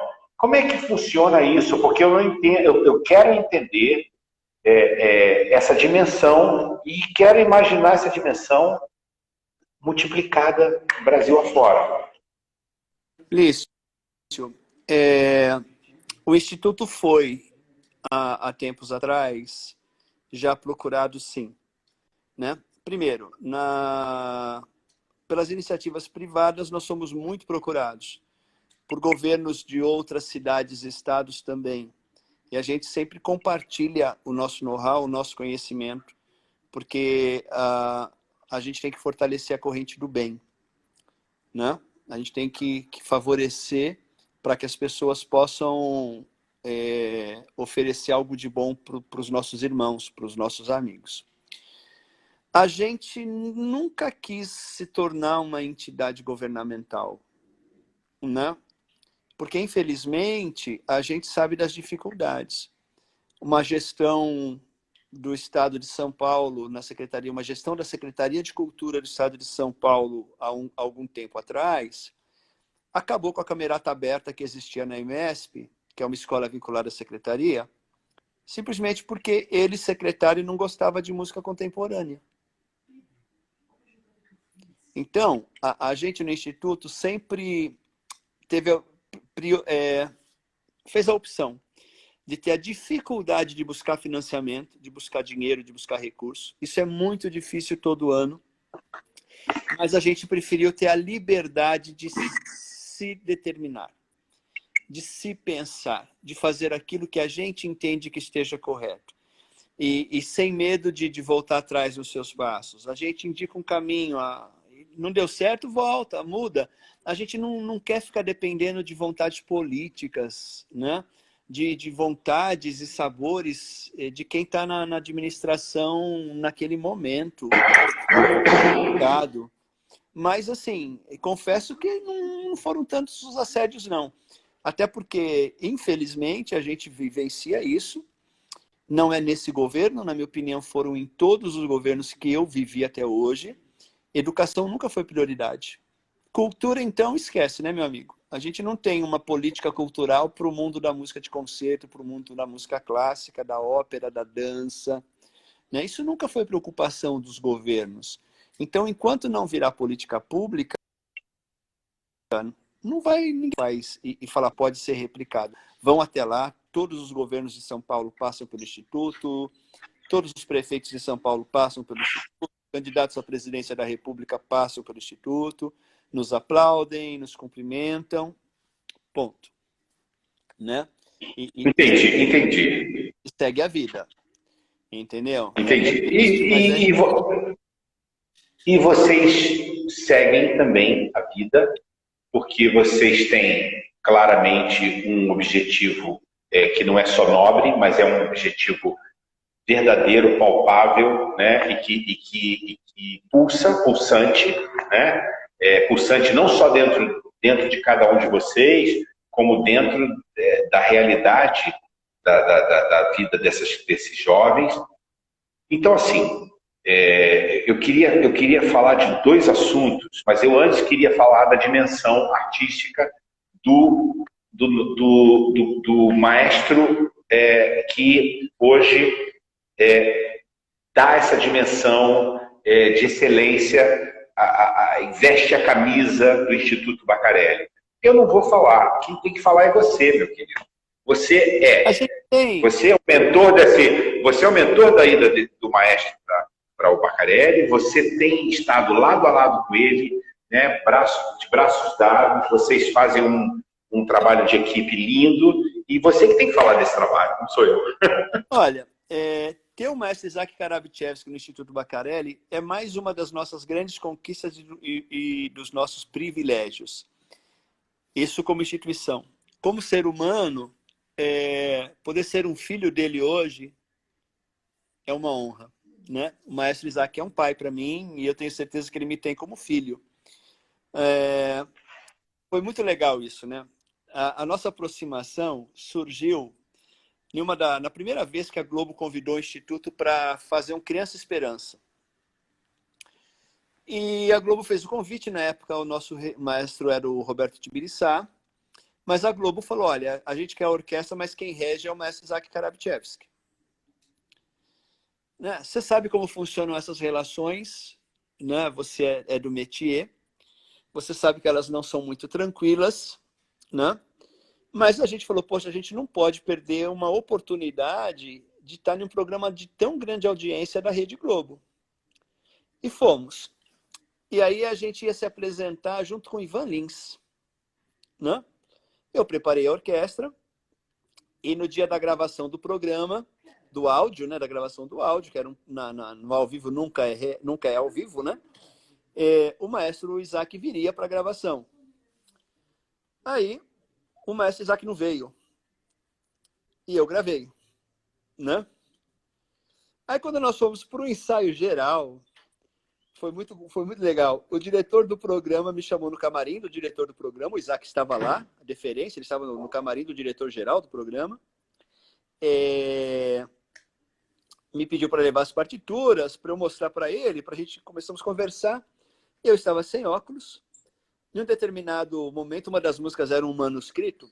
O Isaac virou para mim e falou, mas aqui é um ré sustenido, é um ré natural? começamos a discutir, fomos fazer uma análise harmônica do acorde para ver se era natural ou sustenido, né? Aí eu olhei para ele e falei, maestro, mas na realidade, se for sustenido ou natural, já está gravado, né? Não vai mudar nada agora. Ele deu risada e gostou de mim, né? Falou, muito legal. Aí foi. Aí no dia do programa mesmo, a gente estava lá conversando. Eu fiz algumas perguntas para ele, né? Eu sou um eterno aluno. E ele falou, olha, você querendo vir para o Rio, eu vou ter um prazer enorme em te dar aula. E aí nasceu a nossa amizade.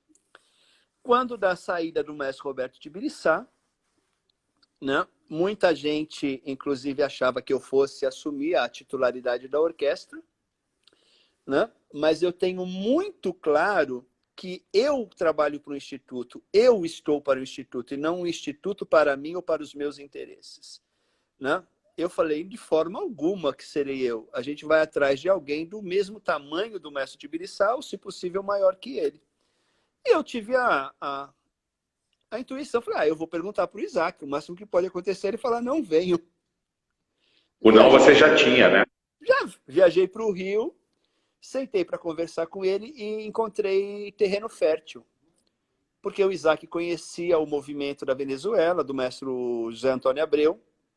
O Isaac tinha ido lá algumas vezes reger a Simão Bolívar. O Isaac queria muito se engajar em um projeto social, né? A gente nunca teria recursos financeiros para pagar ao maestro Isaac o que ele cobra no mercado, né? Ele é um grande artista. Aí a gente conversando, começamos a fazer 1000 planos, e vamos. Aí eu olhei para ele e falei, maestro, mas a gente já está falando de tanta coisa aqui, mas a gente não falou de... Aquele momento da coçadinha na cabeça, né? Aquela coçadinha, maestro, tem um probleminha. Né? Aí a Maria Helena, esposa do maestro, olhou para mim e falou, filho, você já percebeu o que ele quer, né? Ele já entregou o que ele quer ir. Então, de vez da gente dizer o quanto a gente cobra, me diga o que você pode pagar. E assim foi, né? E o Isaac está lá com a gente esses anos todos. Inclusive, assim, nós já tivemos o Instituto vive em crise financeira, né? A gente nunca tem um ano tranquilo. Não é o Instituto, né, Edilson?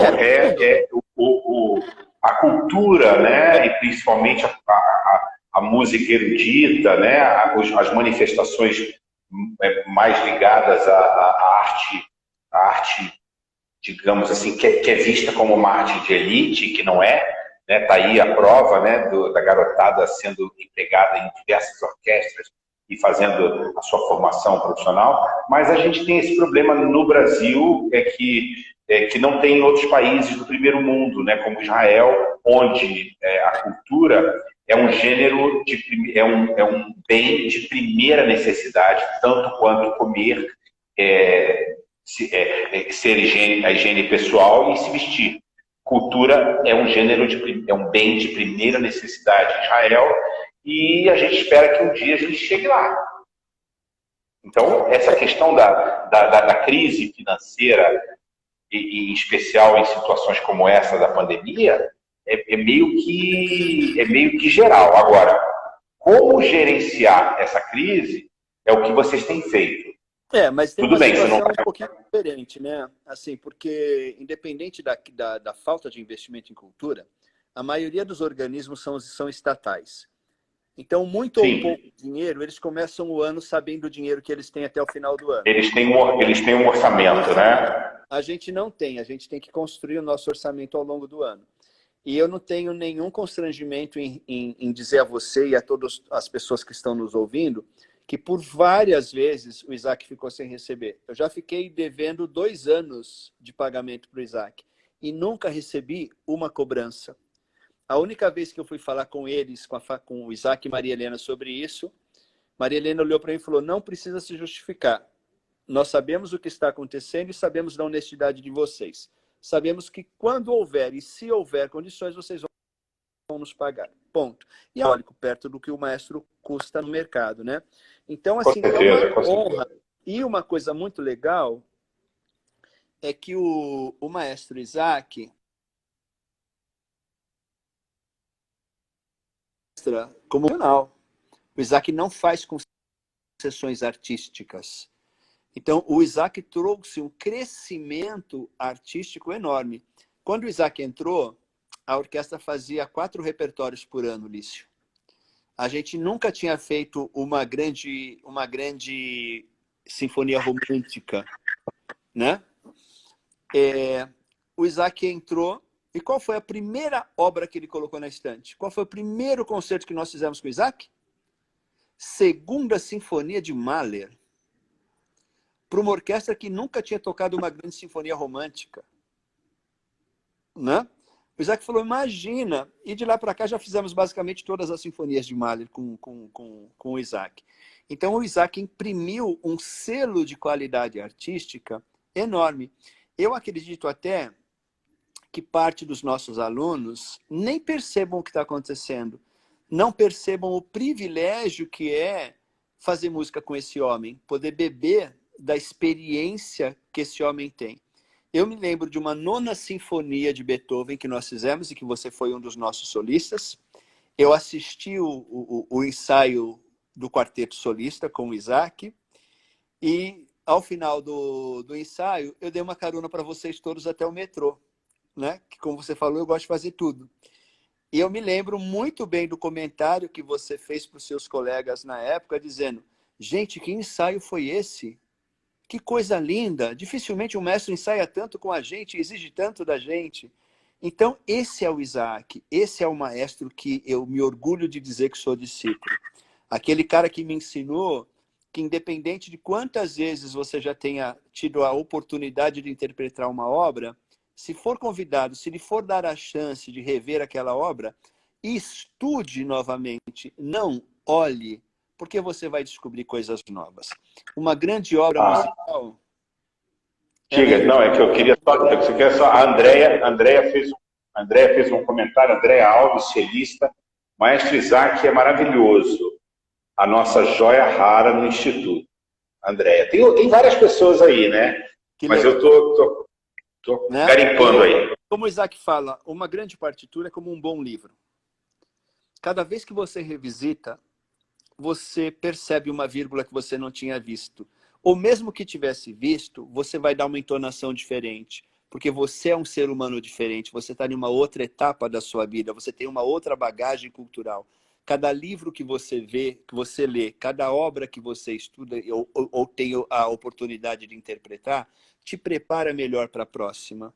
Né? Cada canção que você como solista faz, cada ópera que você encena, te deixa melhor para a próxima ópera que você vai encenar.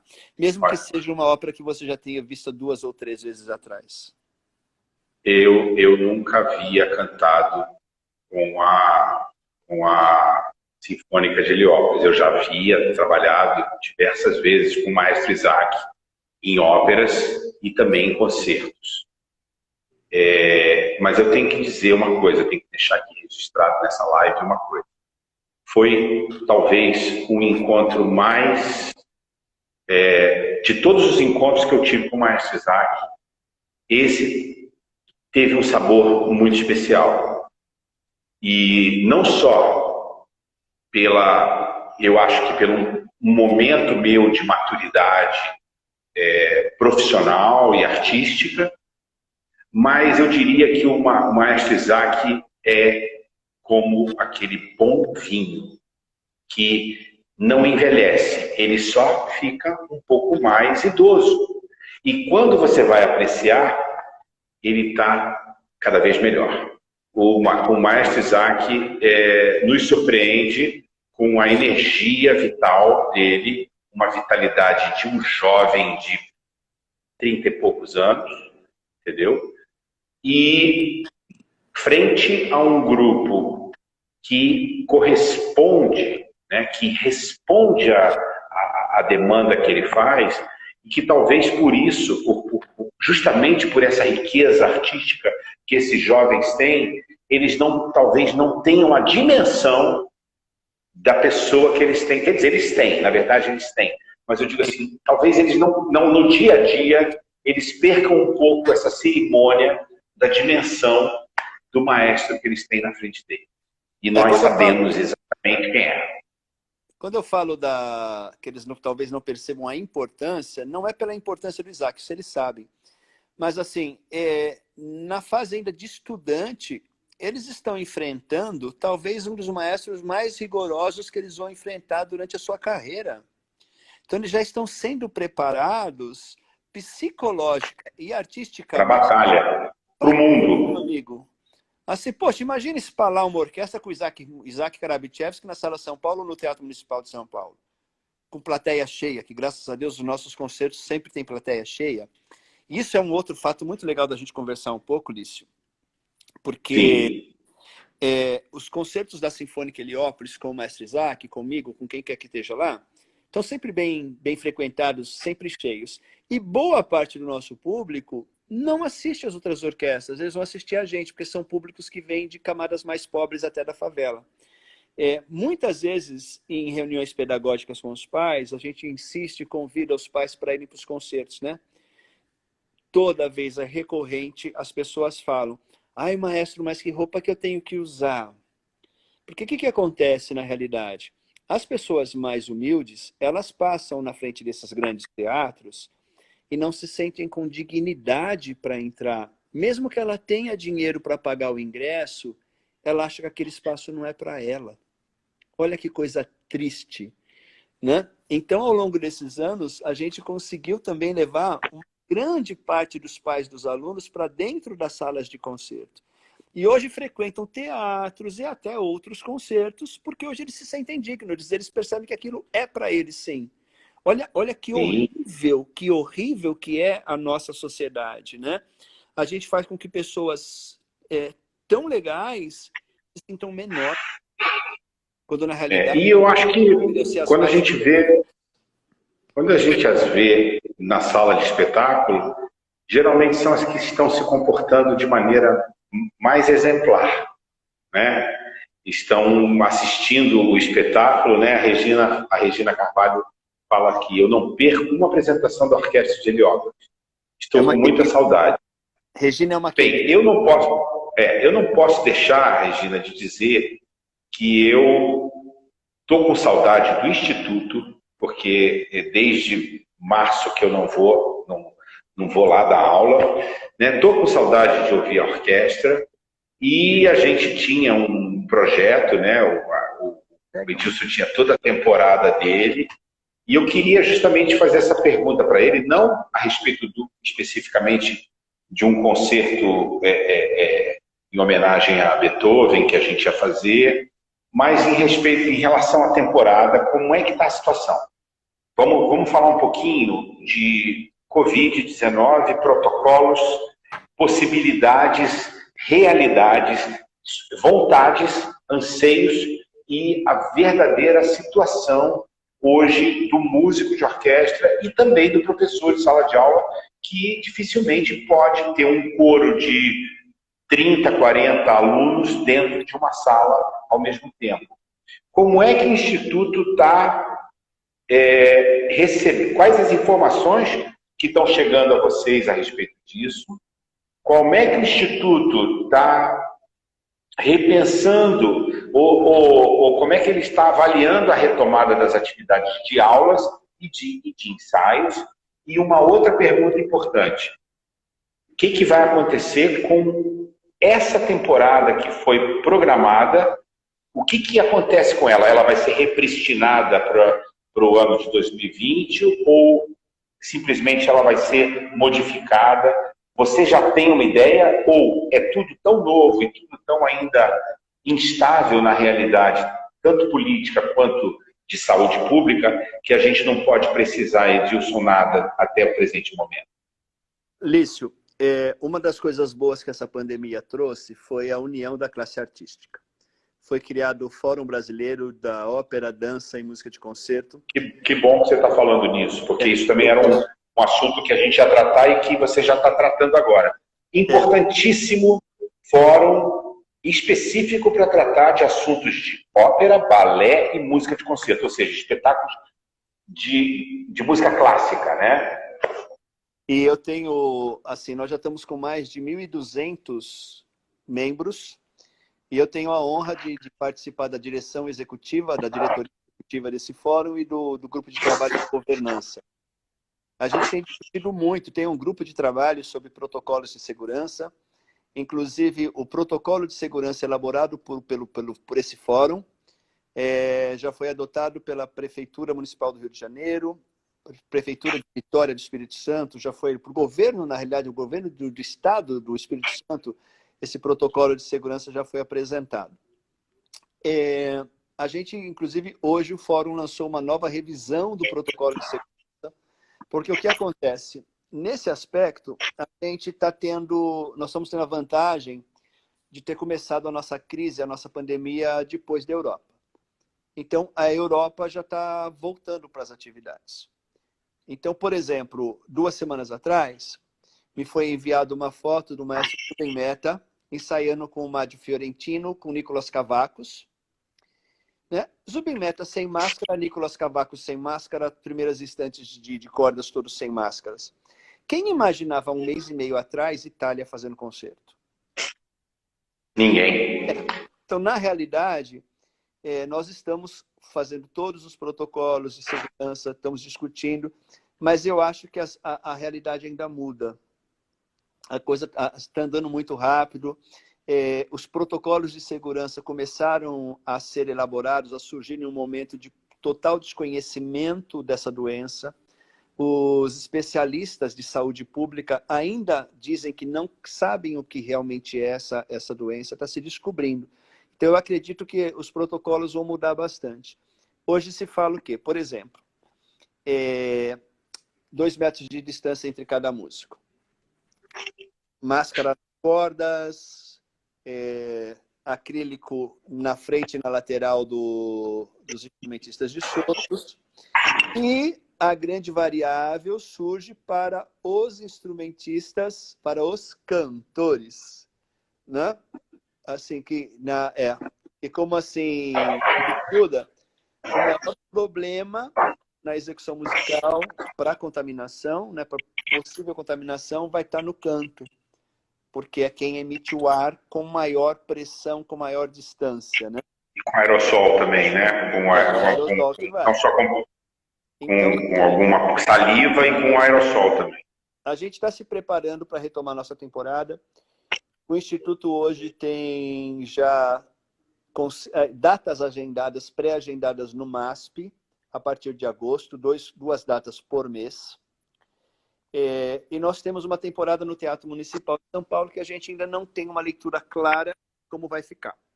Está se trocando a gestão do Teatro Municipal de São Paulo mais uma vez, infelizmente.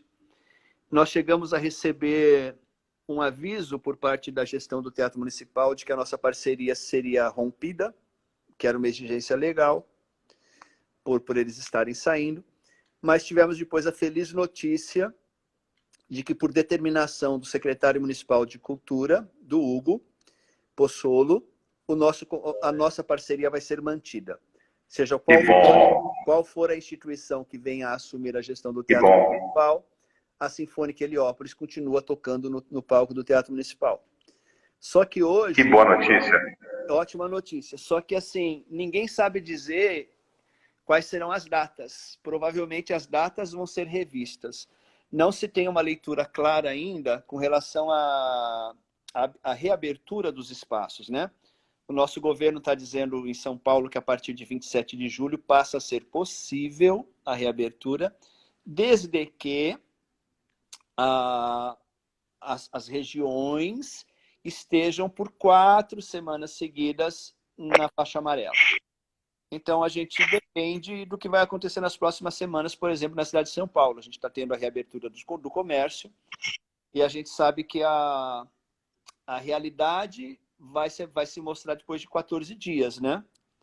Então, como está se tendo uma circulação muito maior de pessoas hoje, a gente torce para que ninguém se contamine e que os teatros possam voltar a abrir.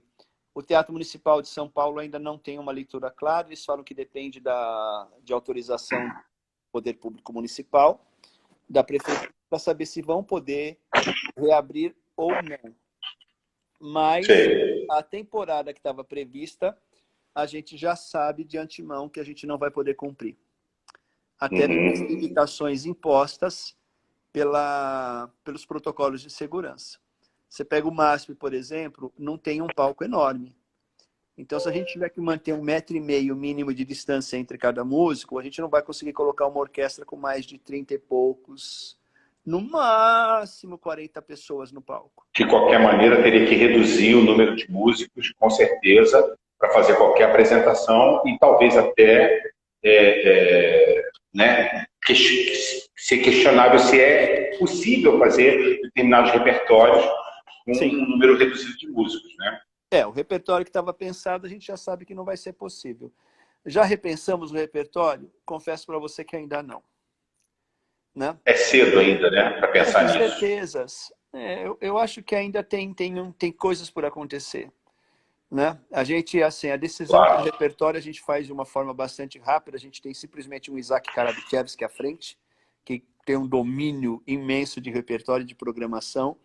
Então, a gente vai ser um pouquinho mais cauteloso e esperar. Mas a gente volta no palco assim que possível.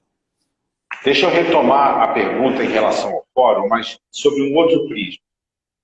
Durante minha carreira inteira, minha vida profissional inteira, que já vai para 33 anos de carreira esse ano, eu assisti inúmeras tentativas da classe artística, dos cantores líricos e de outras classes artísticas também, de se unirem em torno de objetivos comuns, de pautas comuns relacionadas à nossa vida profissional.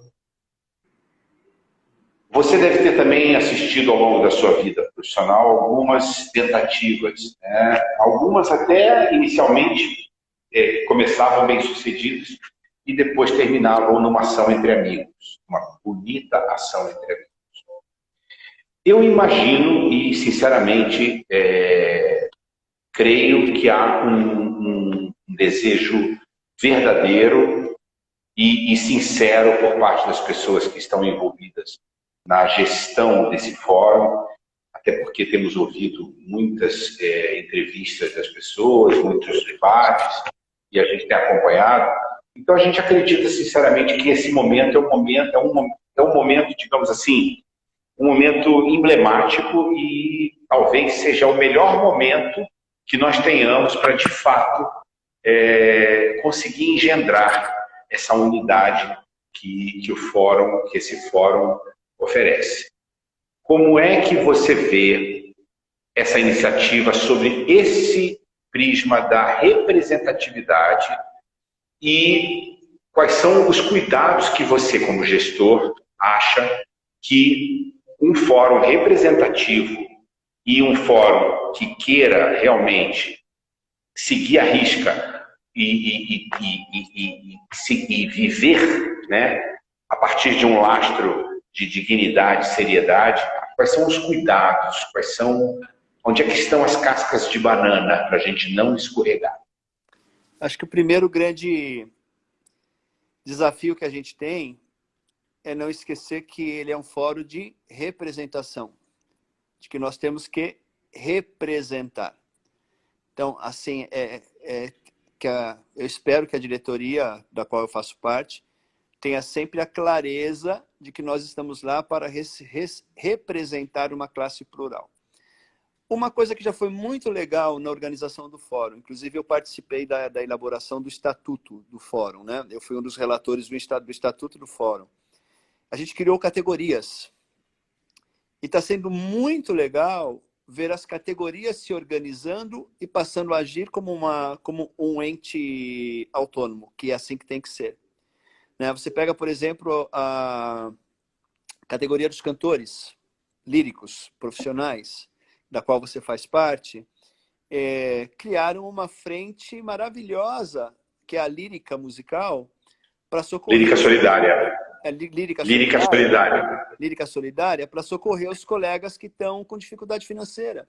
Porque nesse momento de pandemia tem muito artista, muito músico passando necessidades extremas. Tem muitos artistas que não são vinculados a uma instituição e recebem salários fixos mensais. E vivem do seu trabalho, vivem da sua arte, dos cachês que faz. Nesse momento que tudo para, essas pessoas ficam sem renda, né? Essa semana... Você levantou,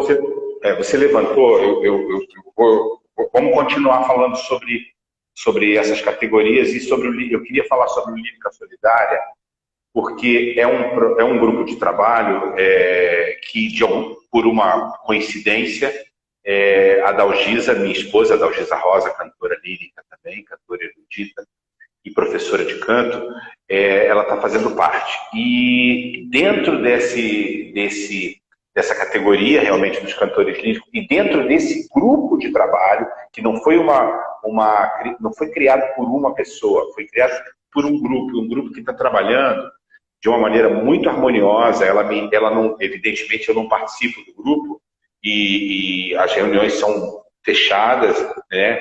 Existe todo um critério de seleção para ajudar esses cantores, e não é só ajuda financeira, eles estão trabalhando também com ajuda psicológica, porque nesse momento, Edilson, está havendo alguns casos sérios de pessoas que estão, infelizmente, precisando de ajuda, justamente porque estão perdendo o chão, estão vendo o chão sair de debaixo do pé.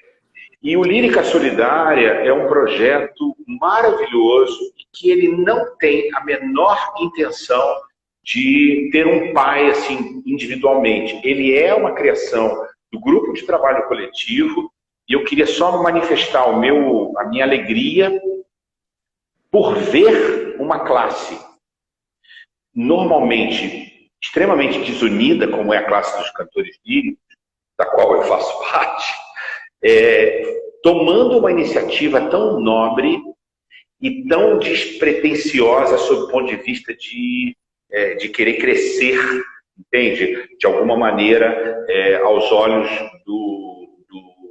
da opinião pública. Esse projeto já foi, o pessoal da Argentina, os cantores da Argentina, já procuraram o grupo a categoria dos cantores líricos, no sentido de replicar o projeto Lírica Solidária lá na Argentina. E esse projeto é um projeto importante que esse grupo de trabalho desenvolve, e eles vão, evidentemente, franquear, né, todas as informações, não só aos irmãos argentinos, como a outros países, né, que têm um interesse.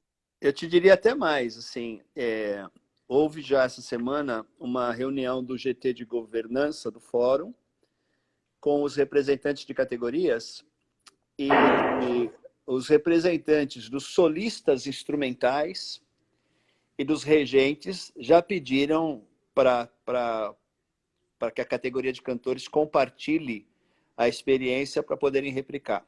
Então, assim, olha que legal. A classe artística, pela primeira vez, está se reunindo de uma forma muito séria. Então, qual é o grande desafio desse fórum? É realmente ser um fórum representativo, é ser um fórum de união, é ser um fórum que tem um grande desafio, porque é um fórum formado por artistas, todos nós com egos, todos nós acostumados a brilhar no palco, né? Então, assim, a gente tem que dominar muito bem os anseios pessoais, os nossos egos, pela causa. Mas eu estou sentindo que isso está caminhando muito bem, né? A gente já está entrando em frentes parlamentares representativas da música, já estamos com propostas de projetos legislativos, né? Assim, vai dar excelentes resultados. Que bom, que bom. Edilson, estamos encerrando daqui a pouco a nossa live, mas eu queria falar de um assunto e deixar você com a palavra para você falar um pouquinho da tua alegria, do teu prazer e da tua responsabilidade como maestro, como artista, como líder musical, como líder de uma interpretação e quais são as características que você vê que você conseguiu ao longo desses anos na tua vida profissional como músico? Estamos falando agora do Edilson músico, né? Do Edilson artista, que também é líder porque ele está com a batuta na frente de uma série de músicos. E das tuas experiências também, não só com orquestras do Baccarelli, mas outras experiências de orquestras profissionais que você tem tido o privilégio e a honra de dirigir. Então, é importante que as pessoas entendam que nós não estamos aqui falando com um gestor cultural, nós estamos falando com um músico que também é gestor cultural. Né? Então, eu queria encerrar essa live ensejando, não o Edilson gestor cultural.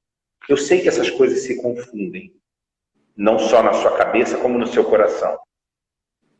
Mas eu queria que você conseguisse olhar para você e ver o que você conseguiu construir na sua carreira artística até aqui, mesmo que essa coisa esteja misturada, né? Eu acho que é bem difícil de separar na sua realidade, na sua identidade, mas eu queria que você fizesse uma avaliação dessas pessoas todas que passaram na sua vida, e você também passou na vida de várias pessoas e de vários jovens, músicos.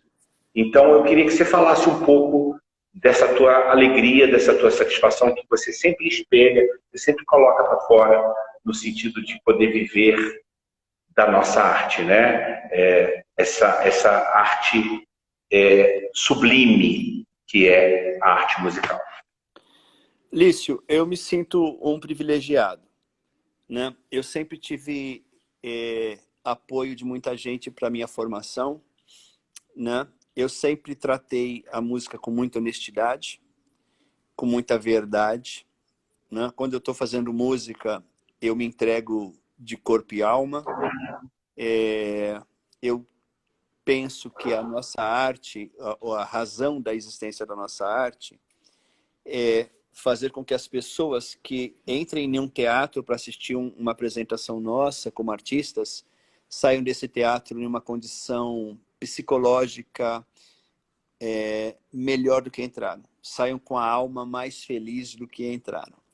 Isso é a minha grande meta sempre que eu subo ao palco. Eu sempre quero emocionar as pessoas. E para que eu possa emocionar as pessoas, eu tenho que me permitir se emocionar. Eu, como líder de uma orquestra, eu costumo dizer, né, a minha mão não produz som. Eu não faço som, né? Eu tenho que conseguir extrair um bom resultado dos grandes artistas com os quais eu tenho o privilégio de trabalhar. Agora, como é que eu vou te emocionar? Como é que eu vou te sugestionar a expor a sua emoção se eu não demonstrar a minha? Então, eu acredito muito nisso. E por vir de um projeto social, por viver em um projeto social, eu procuro exercer... Não é que eu procuro, eu não consigo exercer a liderança de uma forma diferente que não seja compartilhada, né? Assim, eu tenho que fazer música com você, eu não tenho que dizer para você que música eu quero fazer.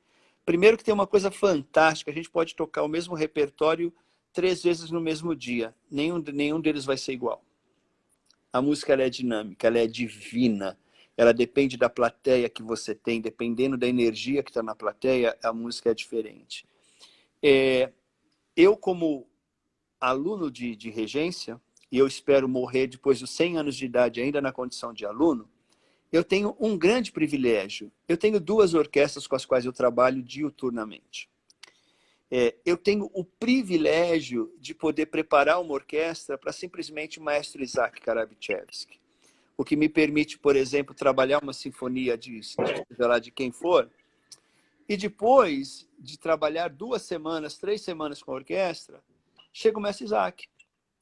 E cada vez que ele chega, eu consigo perceber o que eu não prestei atenção ainda. O que ele fez, os detalhes para os quais ele deu atenção, que fizeram a música ficar melhor. E com isso eu vou me preparando. E a regência, ela tem uma coisa boa, ela é uma carreira de longevidade. Ela te permite trabalhar com cabelinhos bem brancos. Eu já estou quase, né? Não sei se eu vou chegar a ter cabelo branco, porque estão caindo todos, né? Mas, assim, é o bom vinho que você disse, né? Que você fez a analogia com o Isaac.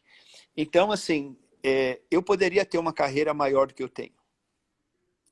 Isaac me cobra muito que eu saia do Instituto mais vezes para reger outras orquestras. Eu não consigo. Porque cada vez que eu aceito o convite para reger uma orquestra, significa ficar uma semana longe do Instituto Baccarelli. E eu amo o Instituto Baccarelli. O Instituto Baccarelli é a razão da minha vida. Eu vivo para o Instituto Baccarelli. Né? Então, assim, eu tenho uma carreira, eu rejo fora, mas não é o quanto eu poderia estar fazendo. Né? E o que é ter carreira? A minha carreira é o Instituto Baccarelli. A minha carreira é a Orquestra Sinfônica Heliópolis. A minha carreira é a Orquestra Juvenil Heliópolis. A minha carreira são as 1.300 crianças que estão lá hoje e as centenas de outras que já passaram e que hoje estão aí pelo mundo conquistando a sua vida. Isso é a minha carreira. De vez em quando eu saio e rejo orquestras fora, né? Até para poder levar o nome do Instituto Baccarelli. Até para poder mostrar para as outras pessoas, porque sempre que eu vou reger alguma orquestra fora, não tem como eu paro para falar do Instituto Baccarelli. Eu falo das nossas experiências, eu abro portas para os nossos jovens, eu faço relacionamento que vão permitir no futuro que os nossos jovens também caminhem pelo mundo profissional em outras orquestras. Então, eu sou muito realizado como maestro, eu me sinto realmente realizado e privilegiado. Lício, a Sinfônica Heliópolis é hoje uma das boas orquestras que o Brasil tem. Então, Com certeza. eu tenho o privilégio de trabalhar com uma das melhores orquestras que o Brasil tem. Uma vez atrás, um jornalista do Bom Dia São Paulo me fez uma pergunta que eu nunca, até então, não havia me feito. Ele me perguntou onde eu imaginava o Instituto daqui X anos. Né? E eu, com muita tranquilidade, falei sobre isso. Aí ele olhou para mim e falou, maestro, e o senhor? Onde o senhor quer estar daqui tantos anos? Eu nunca tinha me feito essa pergunta, mas não demorei mais do que 2 segundos para olhar para ele e falar, eu já estou. Eu estou onde eu quero estar. Que bom. Edilson, nosso tempo está terminando.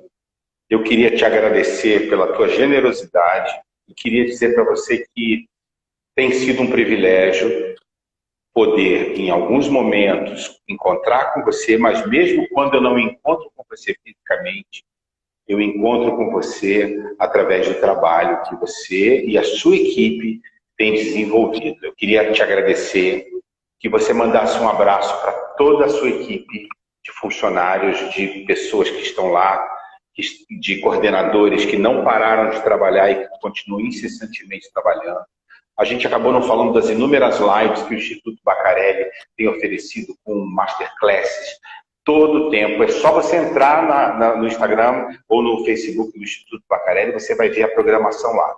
E eu queria te parabenizar por ser essa luz de esperança e de certeza de que tudo coopera para o bem daqueles que amam a Deus, amam o trabalho e fazem da sua profissão